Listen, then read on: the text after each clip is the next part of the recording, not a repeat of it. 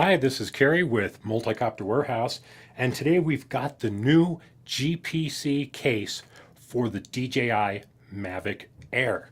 So take a look at it. Just like all the other GPC cases, it has a super strong hinge on the back, really nice non-slip handle, two very secure latches, and two spots where you could put in TSA locks.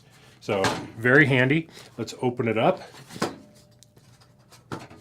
and take a look inside. Now, I've got a Mavic Air in here with the remote control with the sticks on. I don't have to take the sticks off to put in the case.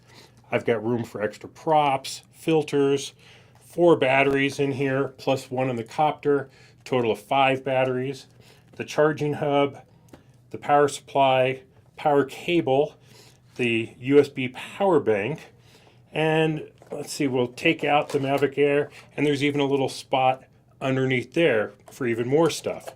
So everything that you get in the Fly More combo, with the exception of the prop guards, you can fit inside of the case and still have some extra room. Now, these are available right now at multicopterwarehouse.com or the DJI Colorado authorized retail store in Lone Tree, and the price on these is only 99 bucks. Come and get yours today, the GPC Mavic Air travel case.